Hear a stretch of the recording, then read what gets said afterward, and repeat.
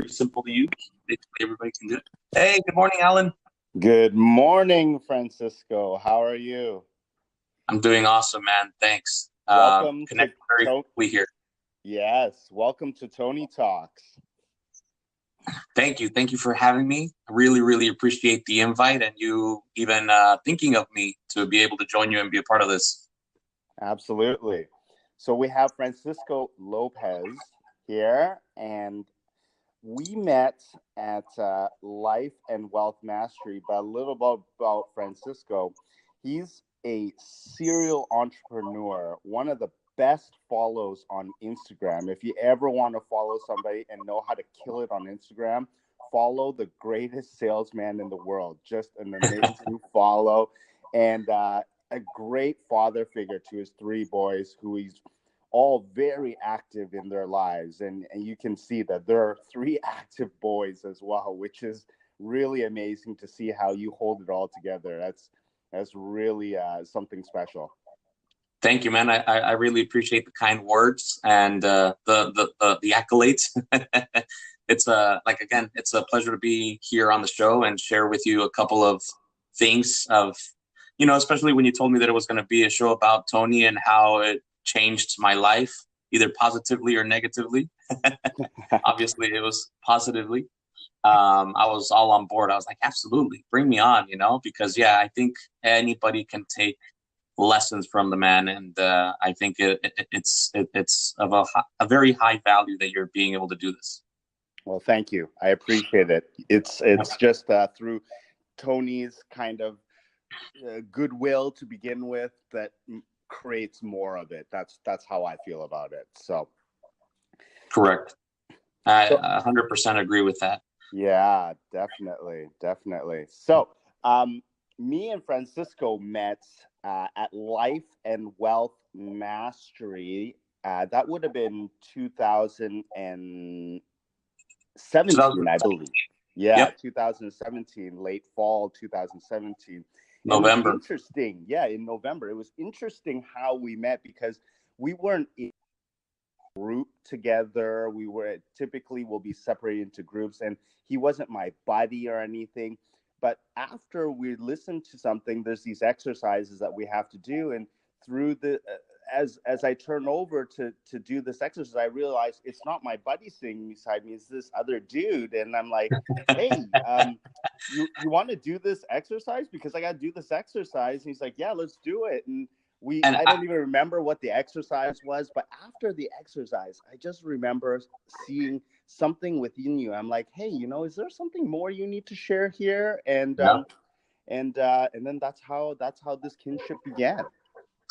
I remember the exercise. It was an exercise that was designed to help you really, really figure out your own internal identity, and in terms of health, particularly in terms of who are you, who do you identify as in terms of your health, and that's always been kind of a challenge, and I'll share with you a little bit and why it hit me hard. But when we met, it was actually the same thing for me.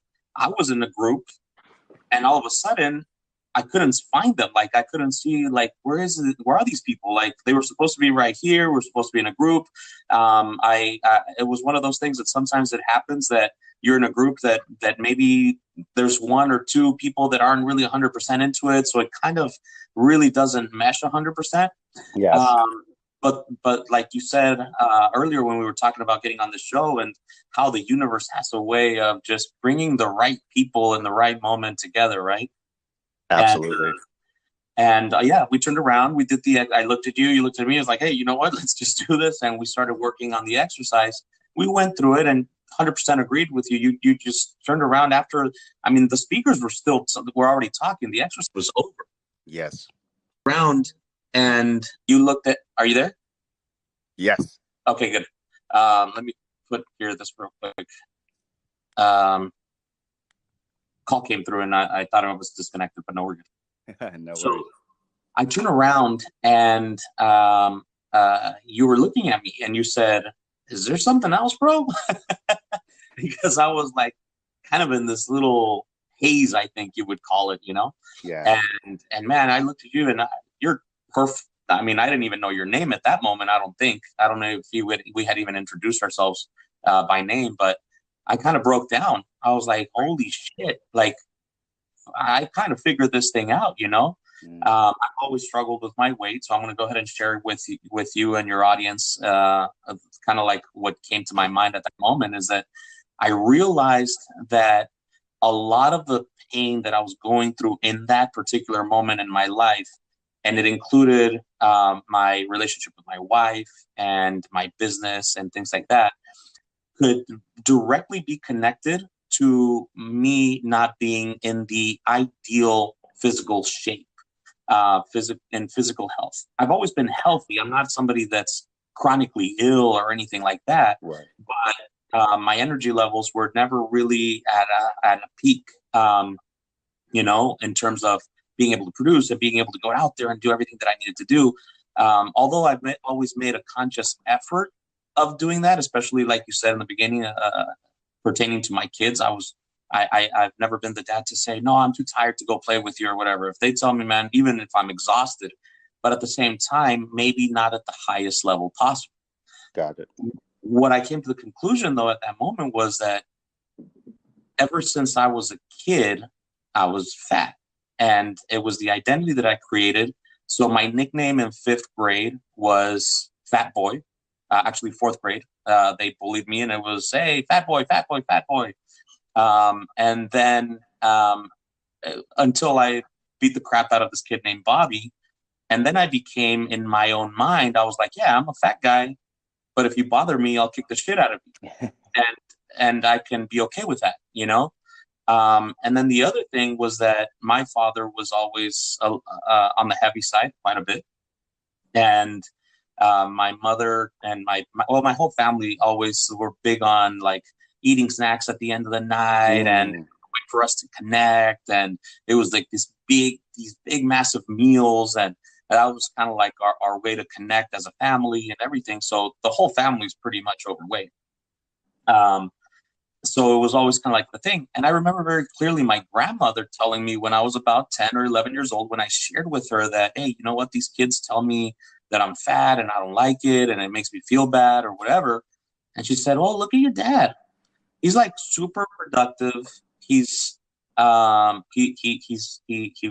he does a great job. He supports his family well. Everybody loves him, and he's overweight. It's okay. So she basically told me, look, fat guys are likable, and people. And she actually told me that literally her words were, "Chubby guys are nicer." Right. So I was like, okay. So now I'm the chubby nice guy that is willing to defend himself and is highly productive, even though he's fat. But it was weird how that exercise kind of made it all come together, and it really made me realize this thing. And I was like, holy shit.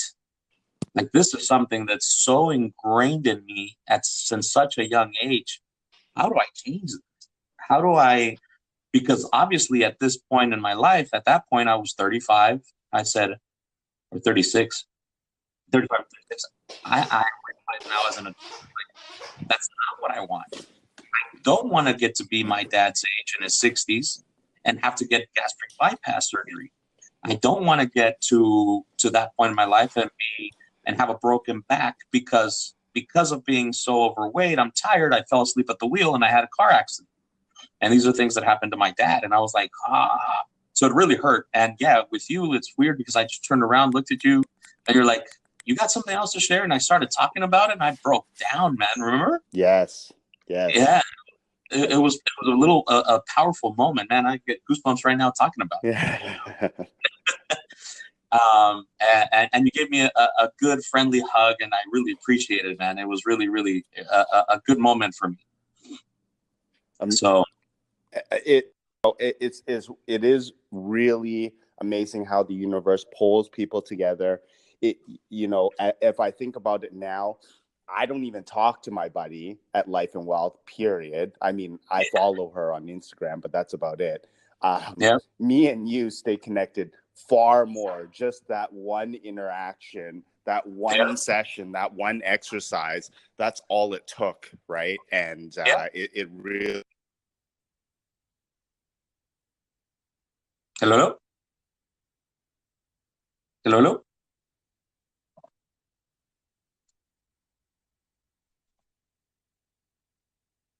Allan, are you there? I think you were mute on me, man. Recording. No. Are you there?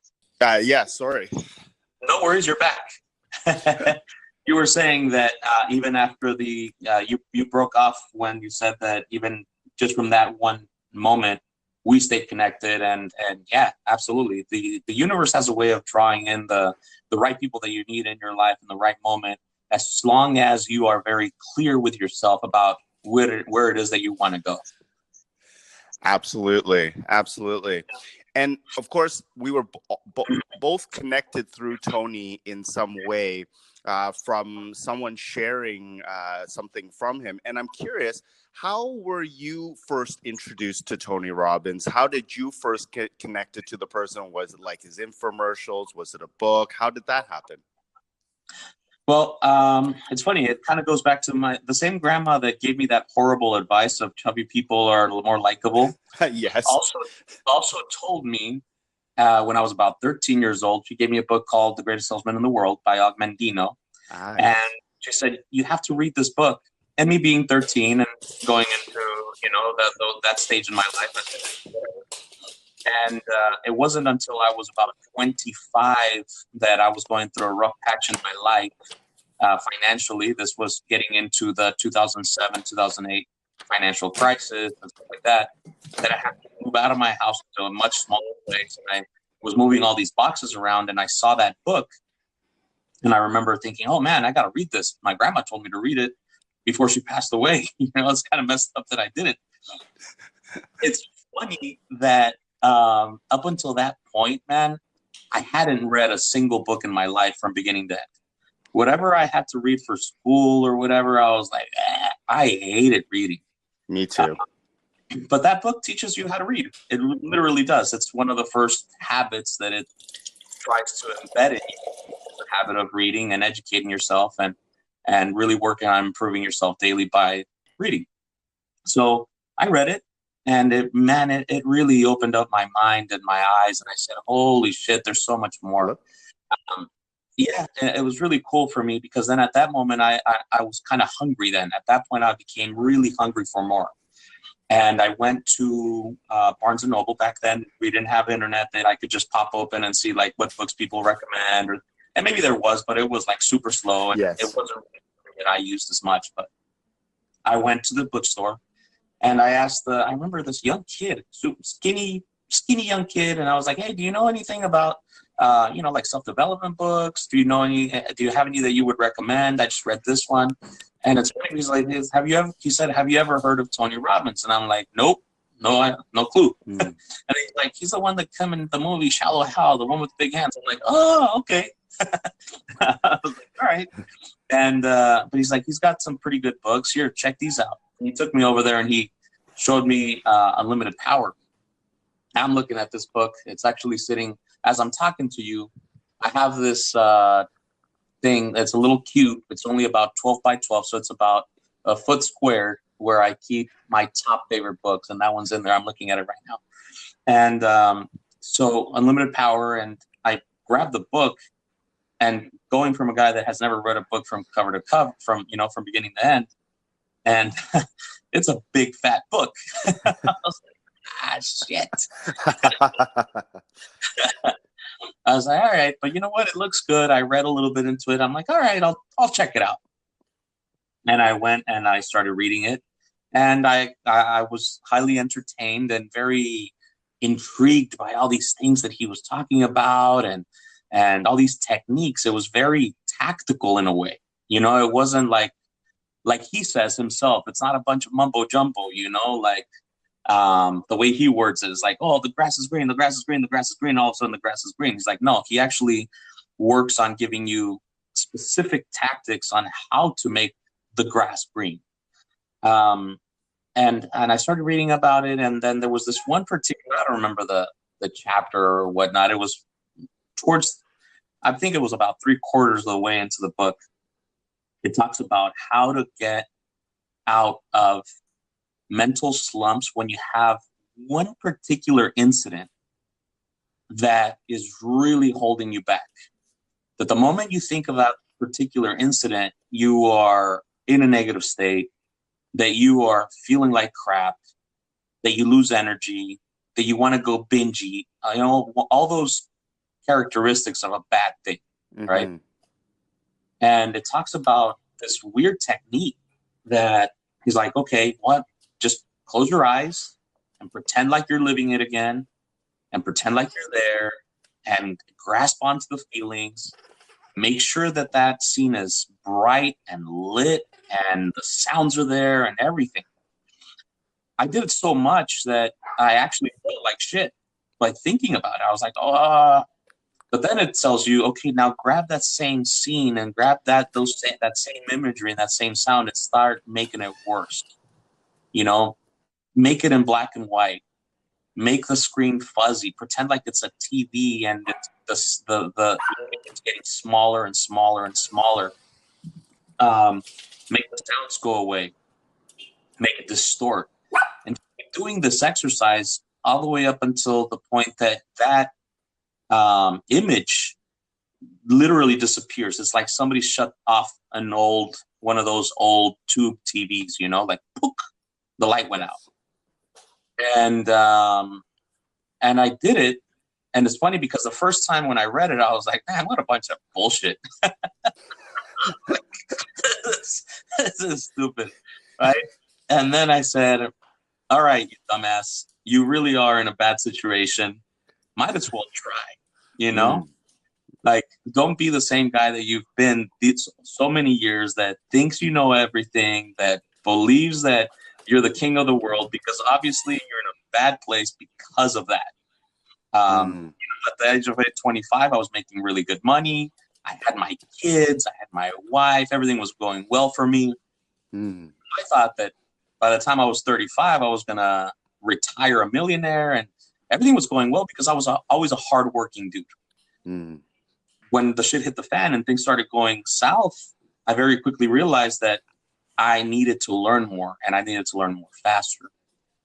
And I think that was the biggest thing that I told myself, okay, you don't know it all. You're not the king of the world. You're not King Midas, which is what I used to call myself. I used to call myself King Midas. Anything I touched turned to gold. I was just, and then I said, okay, open up your mind and put it into practice. Try it out. It's not going to hurt, And I remember I was working at the time as a manager at a car dealership. And I remember having the book in my hand and literally, while there was no movement, there weren't any customers or whatever, I would walk behind the building where the trash cans were at. And I would stand right by the trash cans and close my eyes and then just go through these exercises. And I did it maybe 5 or 6 times until all of a sudden, that particular incident that had happened, that had really thrown me in this downward spiral in my business and everything, was gone. It wasn't affecting me anymore. I wasn't afraid of it. I wasn't concerned of what might happen because of it anymore. It was honestly, man, it was so weird. And the crazy thing about it, which I was also a good lesson to learn, is that I went over there to my other coworkers and I told them, man, dude, I just did this and this shit fucking works. And they made fun of me. They're like, you fucking nuts, whatever. Yeah. So excuse the language. I don't know if your podcast is R-rated or not, but we have explicitity. It's fine. Yeah. Okay, good. But we're coming from Tony Robbins family, right? So absolutely. It's okay. So anyways, that was that, man. And then after that, I was hooked for Tony. I was like, holy crap, this stuff works. And then there was a few other things. And I remember reading about the triad of emotions and, the giving things meaning and the effect that it can have on you, your physiology, how important it is to be energetic and stand up tall and smile no matter what's happening, and the words we use, the vocabulary, how we applied, all these things that I just started implement just from the book. And to me, that was the biggest. That was when I said, okay. And then I bought, I don't remember which one was the first audio program that I bought from him, but I remember going online and I said, I want more. I picked up the other book as well, the white one, Awaken the Giant Within. Yes. And then I went to, and I got the audio programs, and I just started diving myself deeper and deeper and deeper, until finally I was able to attend UPW in 2016. So it took me a long time to go to one of his events. It was a moment in my life that, like I said, I was rebuilding a lot. I was just going through the process of rebuilding my business and my finances and everything, because I had gone into such a deep hole. Just to give you a little bit of insight, when my third son was born in 2008, it got to the point that I was literally homeless with 3 kids, one of them a newborn. So it was rough. Wow. But we pushed through, and with the help of Tony and Tony's events and a supportive wife that actually told me, no, it's okay. I know you're going to put us through this. We just kept pushing through and we made out. We got out of it. So that's the important part. Oh, amazing. Yeah, it was really cool, man. And you have a great story to share as well about a Tony event that you attended. I think it was Business Mastery you had mentioned. Correct. Tell us a bit about that story, because I think of the rest of the community, especially those who weren't there, would really love to hear about it. Yeah, absolutely. Would love to, man. So, Business Mastery is designed primarily for business owners and people that are in the entrepreneurial space or whatnot. And after UPW, I signed up for the whole program of business, Mastery University. That's right. All the events and everything. And I included Business Mastery as well. I was like, I don't care. And I remember I went with another couple friends, and they were like, man, you're crazy. That's a lot of money. I'm like, I don't give a shit. I'm pumped. I want more of this. Yeah. So I picked up the whole package, right? And I bought into everything for me and my wife. And we went to the Las Vegas one in 2016, I believe it was, that I went to Business Mastery. 2016 for sure. Mm-hmm. And the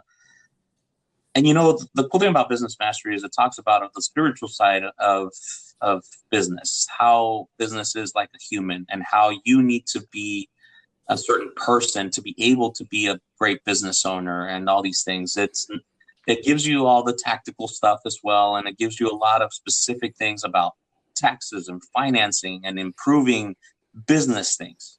Yet it also dives deep into the psychology of business owner and the psychology of an entrepreneur, right? Yes. So it goes back, and they talked about, again, the 6 human needs that we all have, right? And at the end of the event, towards the end, I think it was the 4th day, because it's a 5-day event.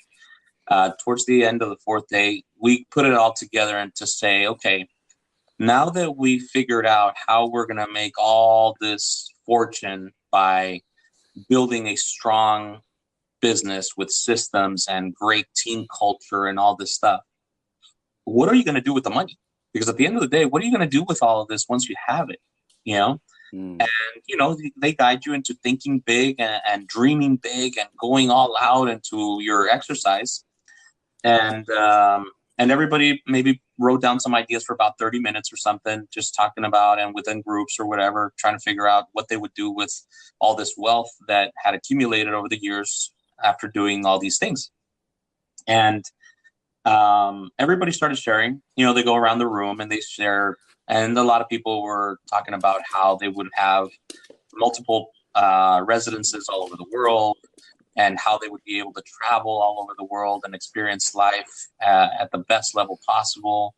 And other people were talking about being able to purchase homes for their parents because, they supported them so much.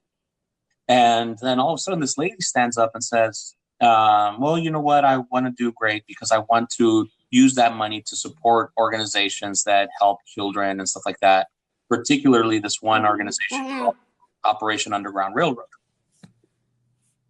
And everybody kind of paid attention, that was a little bit different from what everybody else was saying. And she says, well, this organization helps children and even adults also that are in slavery, whether it be, it's trafficking, human trafficking, basically. And this organization, what they do is they grab, and they're former CIA agents, I believe, and military. They get together and they do these covert operations where they go around the country pretending to be buyers for these human trafficking things. They purchase the child or the person that they're trying to rescue, and then they do an operation to get those people that sold them in custody. I mean, it's crazy. Yeah, and it really is. So everybody was like, wow, really? That's freaking insane, right? That's pretty intense. So then Tony says, hey, what is it? How much does it cost to get one of these? How much does it cost to get one of these kids rescued? Mm-hmm. And at that point, the lady says, you know what? It's about $10,000 to $13,000 or so, right? Something like that. And Tony says, you know what? Give me two. And I'm sorry, give me 10, he says. I'm going to give you $100,000. I'm going to donate $100,000. And you know what? Can you give me 1 second? I got to be right back. Give me 1 second.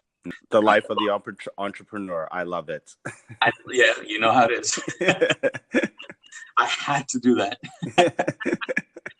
All right. So back to the story. So Tony says, give me 10. And we were all like, holy crap, that's pretty cool. He donated $100,000 right there on the spot. Anyways, they keep asking people. This other lady says something along the lines about, supporting their family for something else. But how do you kind of go over that, right? That's kind of tough. Really close to me, just about 5 seats over to me, there's this guy, older gentleman, and he's raising his hand, and he's like really wanting to get up and talk. And Tony says, okay, what's going on? And he says, you know what? I was an orphan, foster child for a long time. That story really resonated with me. I mean, I wasn't in the position of being trafficked or anything, but it was tough. And it really hit home. And he was teary-eyed. And he's all, I haven't even told my wife this, but, and I don't have the money like Tony does, but I'm going to donate $25,000 to that organization as well. So everybody was like, whoa, that's pretty cool, right? Amazing. Yeah. And Tony says, you know what? There's a great lesson here to be learned. The secret to living is giving. And I'm really compelled to help out this organization as much as I possibly can. So why don't we do this?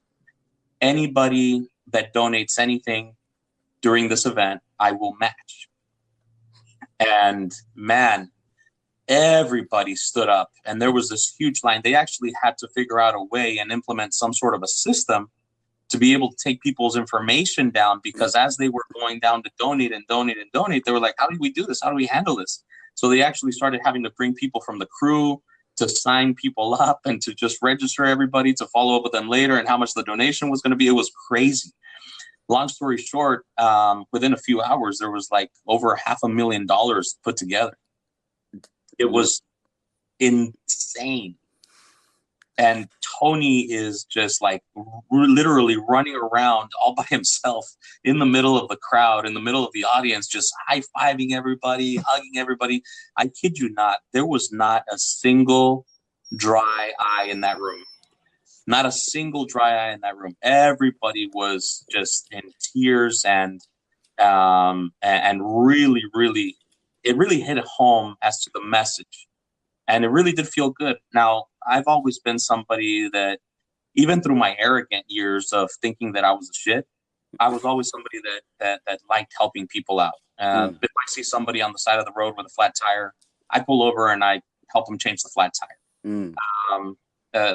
It's kind of, that's very much in my nature. But when this happened, it really, really hit home for me. It was something that I said, you know what, this is it. 100%, this is the idea. Make enough, produce enough, grow enough as a person that you can go back and give so much more. Mm-hmm. So it was really, really cool to have that experience. Tony actually said, and I don't know, maybe it's kind of like when doctors have a baby that gives birth and says, "Oh man, this is the most beautiful baby I've ever seen." But Tony said in the event, it's like, you know what? This is only the second time in my 25 plus years of doing this that something like this has made me break down like this. I mean, it was really intense. It was really cool. And I believe now after that, he supports the organization a lot more. Like he actually made a video about it with Russell Brunson from ClickFunnels and everything. Right. Yeah. So, if you guys are interested or curious, Tony has it on his Instagram. I know that they did an interview together. Really amazing that you were in the room when that occurred, because that is, you know, you can just tell as soon as you get beyond yourself, you know, those stories that you're sharing about others who, what we would like to do. I'd like to travel, like to have these things. I'd like to buy a house for my parents. But at the end of the day, it still all revolves around that person, even giving to their parents, you know, maybe there's some significance attached to it or something. But when you are completely dedicated to someone that you don't even know, that is a complete stranger, and you give beyond yourself completely, that's when you know that's the moment, is what it is. And you all experienced it in that event, obviously. Agreed 1,000,000%. Yep. And you know what, you remind me of this as well, because I know, you know, in our time since we've met, that I've gotten to know you a little bit better, and we had that opportunity to meet here when you were here in San Diego. Mm-hmm. You were here in San Diego for an event for youth. That's through the Tony Robbins youth program, right? That's right. And I learned about that, and I learned about you, how you are mainly driven to give back to the youth. To give back and to really help out the young community. Community, you know? Yeah. So it's awesome. And that's frankly something that I believe we both have in common. We've talked about this in the past. Yes. You are very focused in teaching youth about sports and how being involved with sports, you can learn such valuable lessons about not giving up, about pushing through, about always training and preparing yourself. And it just so much relates through everyday life as well. But you're in a mission to share that with all these people at a young age, which is, I think, super, super cool of you. So thanks for doing that. Yeah, well, thank you so much. It's a privilege to be able to give back in that way. Tony, if some of you, I'm going to share more on another podcast about it, but for some of you who might not know, Tony has a foundation called the Tony Robbins Foundation. He doesn't just give back to those for Feeding America, and a lot of people know about that story, but as well, this one hit home for me because at Date with Destiny 2015, I heard from a trainer that shared that, you know, youth 13 to 17-year-olds were learning the same tools and techniques that I was learning at that event, and I was blown away by that. I donated instantly to that moment, and then about 2 years ago, me and my wife were like, we looked at the credit card statement. We're like, what's this money that's coming out? Oh yes, that's the foundation. But why are we just donating money? And then that's when we realized, hey, we can do more. So that's where I realized I need to go. I need to help support that event. And then as well, you know, Tony helps 300 kids per year, which is really amazing. And a lot of them come from all different parts of the world, which is really amazing as well. I met people that came from Africa. I met people that came from Venezuela. I met people that all over the globe. However, it's really only 300 kids at the end of the day. There's more that can be done. So my goal is to be able to share more of his teachings, his knowledge, his amazing work that, you know, a lot of people should be influenced by more. And that's really my goal. And of course, through sports and games, because, you know, kids and adults alike, we all love sports and games, and there's so many life lessons to be taught through that. And I feel like it's a great conduit and a great vehicle to be able to just bring out those life lessons in the kids. So. Yeah, no. I think we've talked about it, and it's a really, really powerful way of bringing it in. And besides, it's a fun way of doing it. That's it's something that the kids will really appreciate, and it's going to go a long way for many, many people. And like I always say, you put it out there for hundreds, maybe even thousands of people to experience.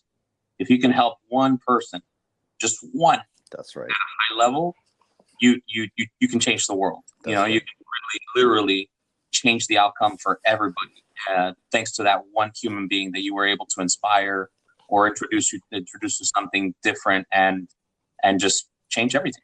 So absolutely. Absolutely. You're doing that. Thank you. Well, thank you for bringing that up. I really appreciate it. It is a passion of mine. It is my life goal to be able to do that full time. I mean, as much as I love doing my businesses and being a part of them and growing in that area. I mean, if you're not growing, you're dying. But this is my life mission, is to be able to one day wake up every day and just be able to give back to these kids and just influence basically our future. Because at the end of the day, your kids, these kids that, you know, that come to these communities and that sort of thing, they're going to be the future, right? Not us. They're going to be the future, right? So it'd be wonderful to be able to influence them in that way. Yep. No, I think it's really, really, really cool. And along those lines, I wanted to share with you. I've talked to you in the past about the journal that I'm working on. That's going to be launching here in about, if everything goes well, in about 30 days. We got everything ready to go. Please share. Yeah. So this journal it's called The Greatest Journal for High Achievers. We're going to have one, because I've always been in the sales industry ever since I was a teen. I've come up with like very specific tactics and really cool tools that you can use within a journal for salespeople. So there's going to be a version for salespeople specifically. And then my wife and I are working together, being that she's also highly involved in all these type of things with us, that we will have the Greatest Journal for Teens and the Greatest Journal for Children. So this particular tool is literally a physical journal that anybody can just go ahead and keep track of their goals, their gratitudes. And I take a lot of the lessons that I've learned through, a powerful morning or things like that with Tony, and everything that he talks about, incantations, which most people refer to as affirmations, gratitude. So it's a good tool to be able to keep track of everything that you're grateful for, making sure that your focus and your attention goes towards your goals, both short-term, long-term, and then how to go ahead and be able to really maximize your day and set up time blocks and activities to be able to go towards those goals. But one thing that my wife and I came up with recently is that we decided that for every journal that we sell, we're going to give out a free either teens or children's journal to somebody that might not be financially able to.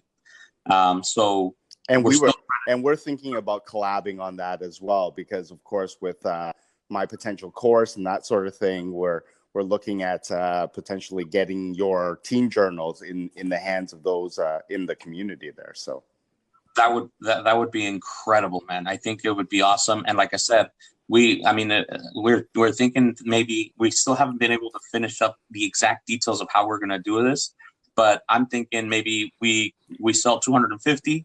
So then we accumulate 250 journals for teens, and we go to a low income school and we talk about it and we present it to them and we show them how to use it and they get access to it. Now, the coolest thing about this whole system is that alongside of the journal itself, you would have access to a website that is going to have 20 to 25 introductory video trainings on how to use it.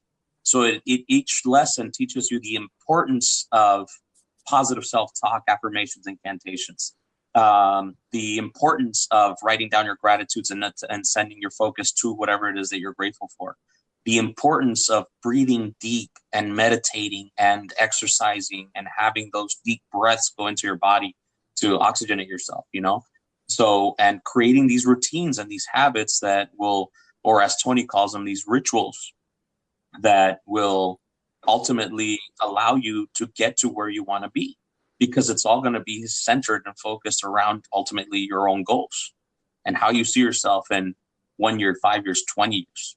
So absolutely, it's going to be really cool. Yeah, I can't wait for that. I mean, once it's launched and ready to go, and we should have them all printed out. We're printing out our first batch of 1,000 in the next 2 weeks. I'm thrilled about it and a little nervous. But I think it's going to be awesome, man. I can't wait to share that with you and your people and all that good stuff.